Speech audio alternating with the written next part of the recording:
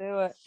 Welcome back to another episode of Pitch Practice, the show, and we've got the Closer Survival Guide. I am Mark, the guy behind the Mental Marketer and the private Facebook group Funnel Building 101. I'm helping business owners and entrepreneurs grow and monetize their brands using social media.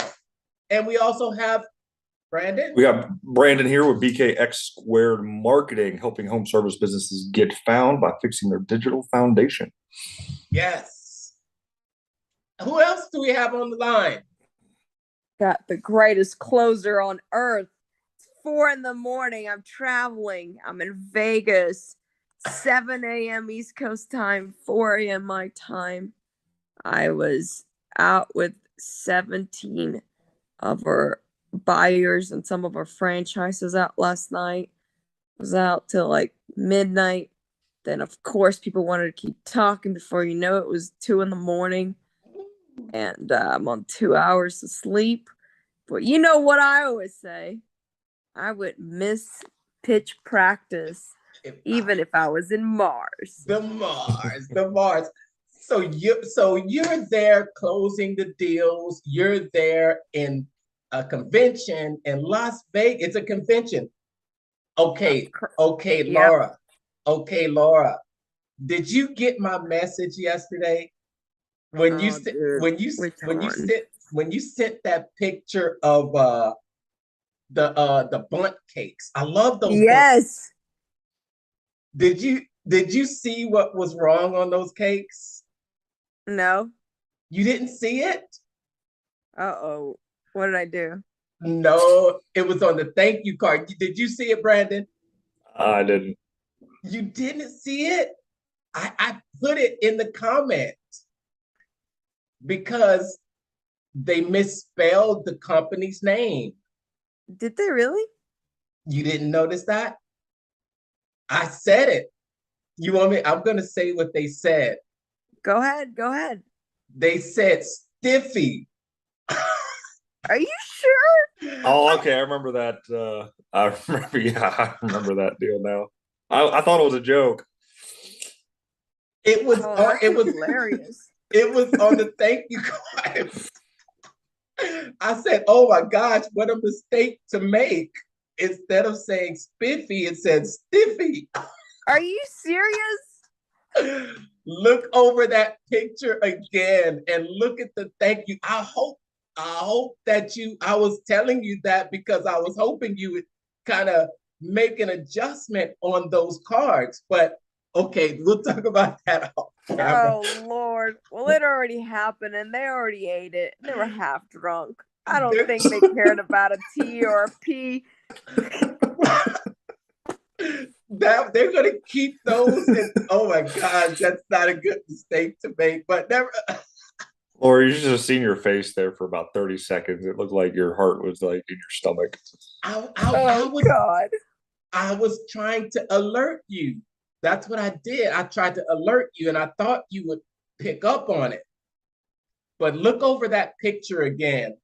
You know, well, Mark, I can't change the past. I know you can't, but I just I wondered if you noticed it, and I thought maybe after I told you that maybe you had a story where you had to go and change them.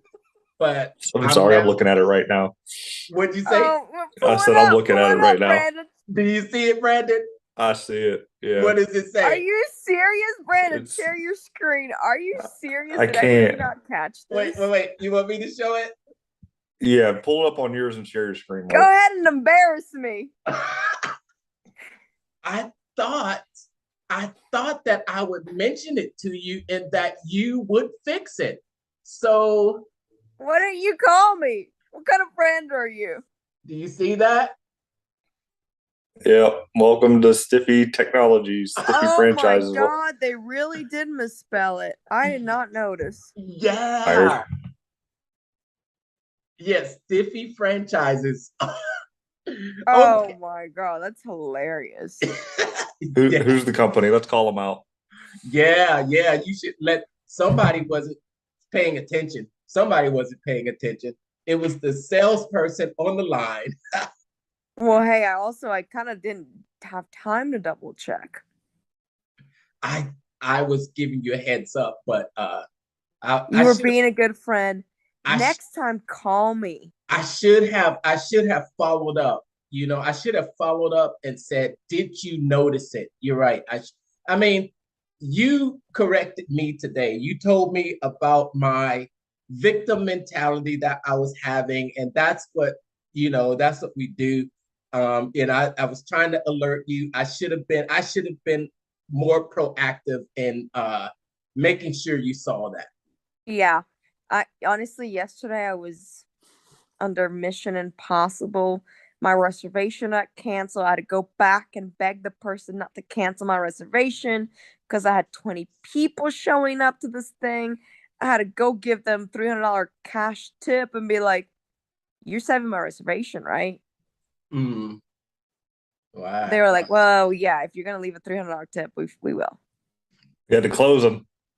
I had to Yes. close them. All right, Yes. I gotta book the deal. But you know Yeah. what? They were being just hard to deal with. So I went downstairs to a different restaurant and I said, "Can I go ahead and secure a 20-person reservation here at the same time?" Mm-hmm. Right? You gotta have options. Right. So you had a late night last night. There was how many nights are you there? I got here Sunday, Monday, that's Tuesday, today's Wednesday. I'm probably gonna leave up tomorrow. Okay, tomorrow. Okay. Well, this week, we're still going over the closer survival guide. Let's make Yeah. sure that we recap this chapter. It wasn't very long, and it seems like we're still in that phase where he's still um, convincing us that Yeah. that closing is one of the most important skills that you can develop. And Yeah. I say convincing, but I'm I'm pretty much convinced. What about you, Brandon?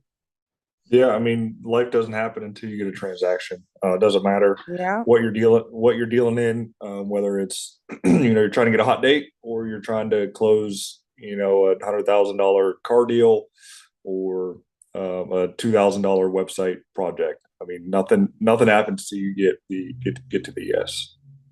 Yes, yes. This chapter, he it was ability determines stability. Stability. Yep. Yes, yes. I My overall biggest take that he was really getting that I really took from this chapter was that over the years he's had these experiences being in sales roles, and when he would come to well-established places that were already selling, the the people there were not able to consistently predict their income month after month. And Right. They were relying on luck. They were relying on the buyer. They were relying on maybe the economy trends. mhm, That's not the best way. You need to be able to, what do you say, like be urgent, know how to ask for the close. You need to know when to use those skills and when to push and when to like move forward. And two, you need to train. You said he was even talking about how like one person, because he used to sell cars when he was younger, mhm, one mhm. one person who was the top producer on the 12th year he sold less cars than his first year. How is that success? Right, right. How is it that after 14 years being on this 12. job, 12, okay, 12 years, that you can't predict your income with more certainty? Yeah. Yeah, yeah. And what I got is that he talked, most people haven't developed what it takes to control the sale, and it's anything can be improved with study and commitment. Yeah. Yeah. Yes. Yes. The more ability you have, the more stability you will have. Any other thoughts from that chapter? Mm, The biggest thing that he kind of hampered on was or hit on was fear. Yeah. You know, if you're going into situations constantly afraid, he believes that you just don't know enough. In the previous chapter, he was talking about, you know, knowledge itself and getting and breaking down the word no. So yeah, if you're constantly scared, you're scared to pick up the phone, make a phone call, you're scared to you know, go into any deal. It's because you just don't know either enough about your prospect, about the product that you're working with, or just the overall sales process. Yeah. Yes. Yes. Yes. Or maybe you haven't closed on, maybe you're not closed on you haven't closed yourself, Yeah. and you're not closed on your product. It's interesting how, as we're going through this and he's talking about closing and closing, then you can start relating being closed to a lot of other things in your life. He always talks. Go ahead. No, he always talks about closing on his girlfriend at the time. Yeah. Brandon, how many calls was that? I mean, I think, yeah, and they're usually in the 20s or 30s. How many times he called on Elena to finally get her to just go on a date? I think from what I read, 2 times a month, every month for 13 months. Yeah. Does that sound right? Yeah, Does that sound right? And that's persistent. And when he tells a story, you know, people might think that's stalking, but no, it's not stalking if it was legitimate contact to either try to strike up a conversation or you know, ask her out on a date or dinner or whatever she likes to do. yeah, yeah, yeah. I listened to that story. I don't, you know, when I hear these stories, they kind of download into my brain. That's the type of thoughts I need to have right there, Laura. Those are the type of thoughts I need to have. We were talking earlier, and I was talking about an accident that I had just last night where I hurt myself, and then I started to go into this. What would you call it? Don't be a what? Brandon, show him the hat. Show him the hat. The hat, which side is it on? Yeah, it's this side. Don't be a little bitch. I started to go into that, and it's just that's why I think it's so important to have people around you that will check you, that you know, that will check you and will like freely tell you, hey, look, this is what you are missing. This is your blind spot, and I appreciate that. Brandon and I were we were masterminding this last week. Okay, tell me about it.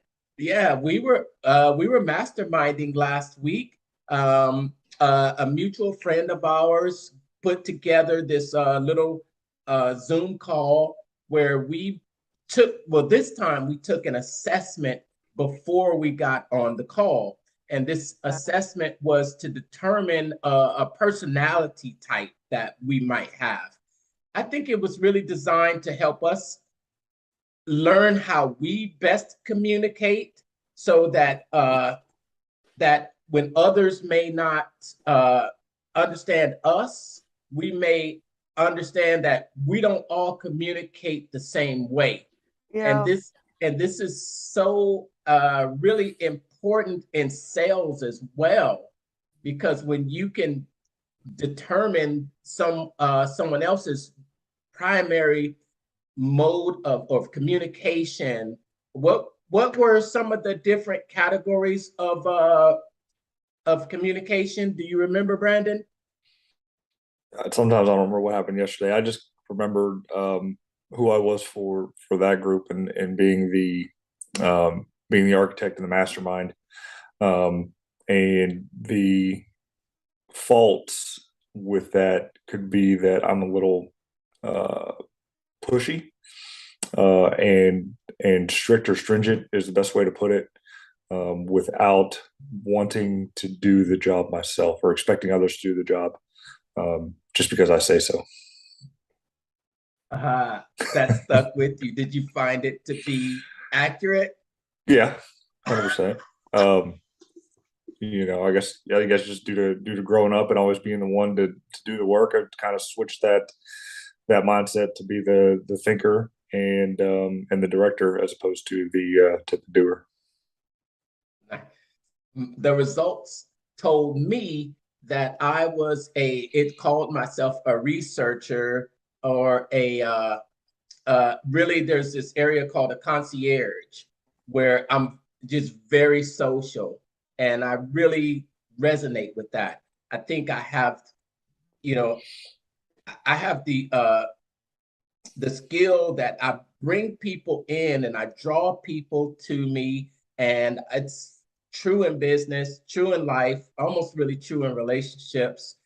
And but my problem area is that it says that I start strong and I tend to not finish as strong. So I look and I say, okay, maybe, but I kind of like to think that I could move between all of the categories there. And you need to take that, Laura, so we can see if we're all compatible, actually. Okay, is that the link you sent me? Yes. We have to I started it. I clicked on it. You were like 10 minutes. I'm like, 10 minutes? That's a long time. Click off. I'm like, where do I get 10 minutes from? I got so much to do. I know. Well, I wanted to give you a heads up there. I wanted to give you a long, a long time, and that way, if you finish faster, you're okay. Here's a tip for you. Okay, you got to put on there. It's gonna take you about five minutes, and then at the bottom you got to put an asterisk. Time varies depending on user. It might take you up to 30. Full disclosure. I know I'm thinking, okay, 10 minutes. I know it's funny, but 10 minutes, you think, wow, that's a long time, right? I'm like, 10 minutes? 10 minutes? What am I going to do? That's a long time. How many questions is this? I think it's about 4 different questions of maybe 5 or 6, right? So maybe about 20 questions. Yeah. Okay.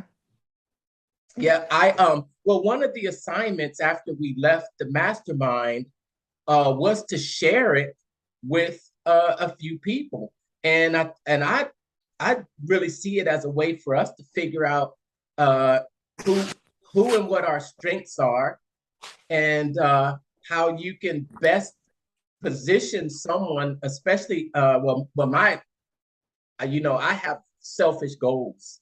My selfish goals for being in this, doing this show with you guys, being in those masterminds is he wants to take her funnel, Brandon.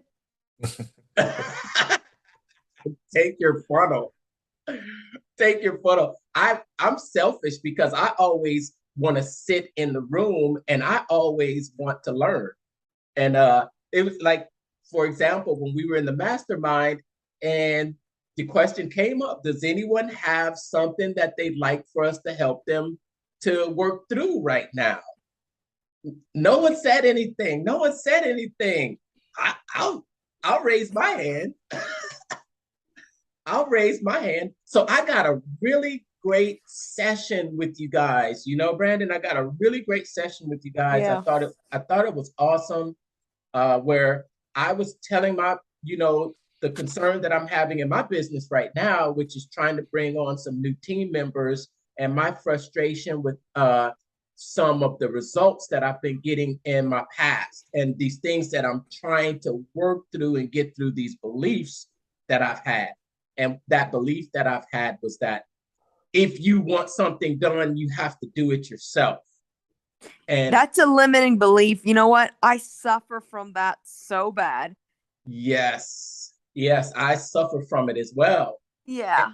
I suffer from it as well. And that's what I really want some help working through, to bring on somebody else and accept their work, even though it's not, maybe as thorough as I would be, or yeah. But then Brandon pointed out maybe some communication issues going through text messaging.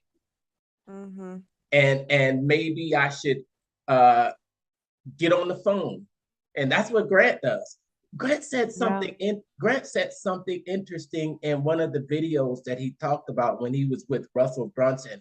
And he asked Russell, he said, how do I go from amateur to expert when so many times when you're selling online, the distance between you and the buyer is so far away? What do you think about that, Brandon? I think you got to be 3 or 4 times as good as you are in person when you're selling online, because there's no emotional connection there. So you really have to be a good storyteller to convey your message and your point across, and why somebody should want to do business with you without ever seeing, touching, smelling, or hearing the product up front and in person.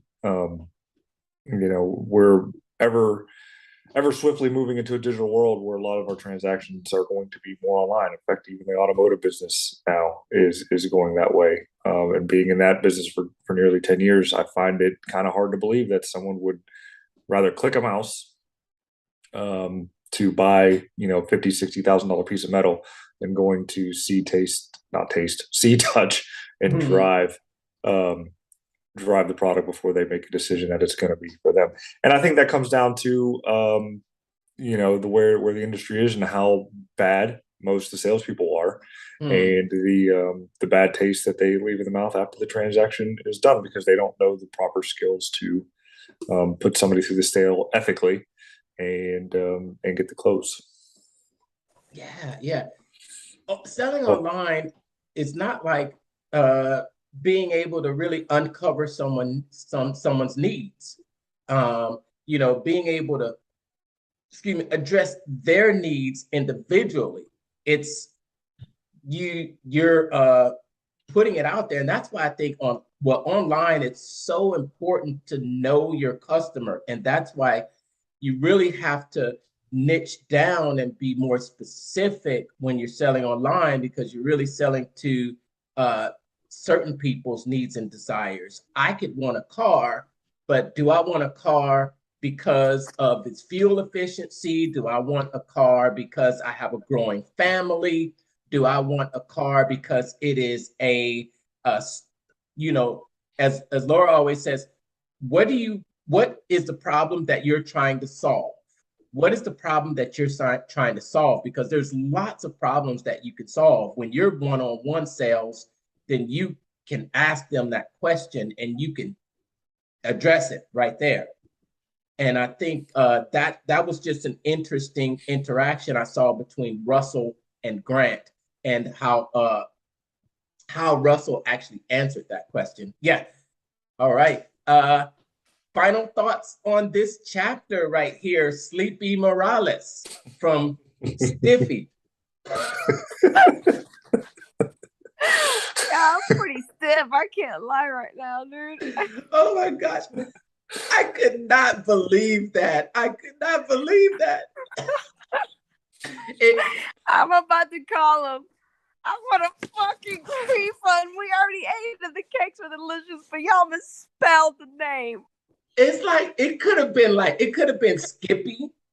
That wouldn't have been as funny. It's so funny because somebody when we were at dinner was like, look, this Stiffy thing is really interesting. And I was like, what? They said that at dinner, and you just they must have seen it on the cupcakes. Oh, that's hilarious. Dude, I was like, Did you save any of the cards? no. Oh. I'm pretty sure there's some laying around there at the hotel. Okay.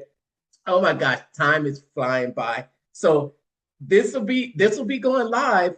You're in Las Vegas this week and you're out there crushing it and Yes. you've closed some deals.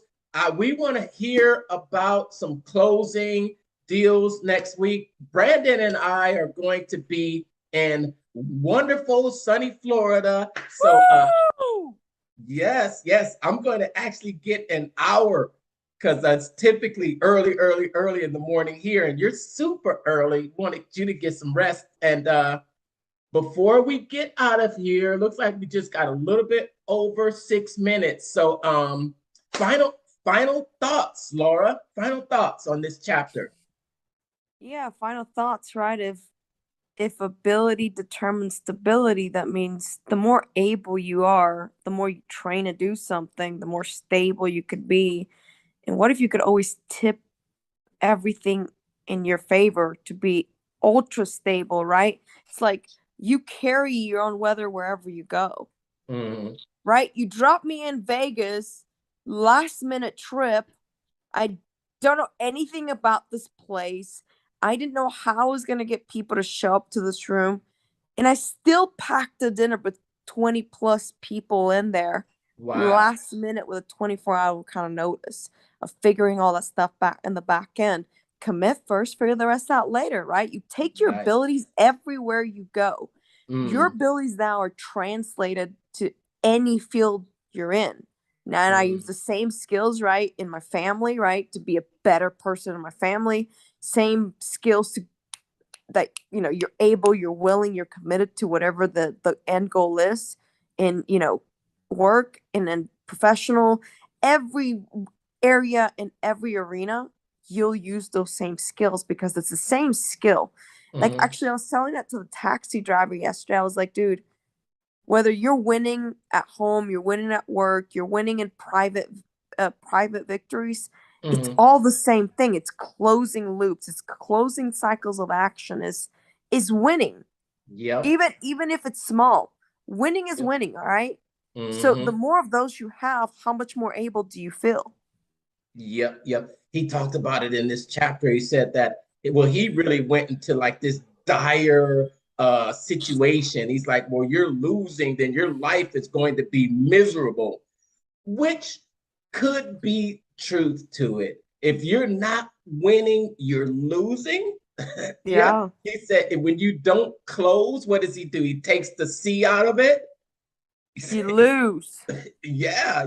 When you're winning, and when you're winning, it creates this momentum, and that's when you shine brightly. Others notice you, and then others are attracted to that, and you get recognition because of it. Other people want to be around you. They want to just getting great at this skill of closing. And your final thoughts on it, Brandon? My thoughts on it and getting anything started, it's baby steps. Life is like building a fire. You don't start with the big log first. You start with the little sticks, and those little sticks, those little nuggets of knowledge that get you through the situation that you're in. And as you continue to grow and throw the sticks on the fire, that's how you get the big roaring bonfires. Nice. Stick by stick, bit by bit, we are getting there. I can't wait. We're still getting into this closers survival guide even more. Each week, we're digging deeper. We're doing more practice. We haven't done. We've only touched the surface right now. Yeah. We have only touched the surface. And here's a great side benefit of pitch practice. We get to practice for pitch practice. Yes. But as always, before we get out of here, the time is winding down really quickly. I want to give those shout outs to you out there listening. Hey, reminder, guys, when you guys get something or a comment, make sure to let me know so we can give those shout outs to anyone who makes comments, okay? So this comes from you out there watching us. We appreciate it. Valuable Val throws up the fist and says, practice makes perfect. Way to go. Lilith gives a strong and powerful yes emoji. And Wisdom, hey, Wisdom, she says, keep up the good work. Edwin, my man Edwin, what's up, brother? He says, that's amazing. Love to see you helping others. Victoria says, this is really nice. Danette, hey, long time no see, Danette. Well done.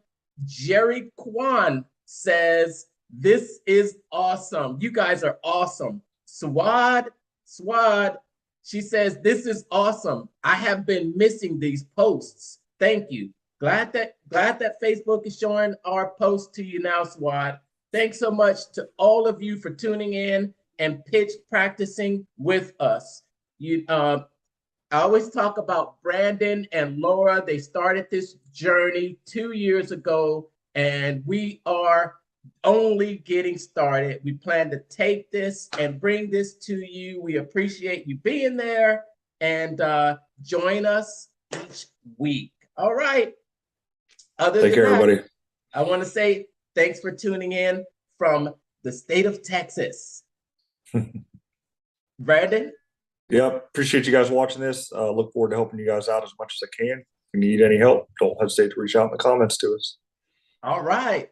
And Sleepy Morales. Yeah. Time zones don't matter. I'm in Vegas. I don't even know what state this is.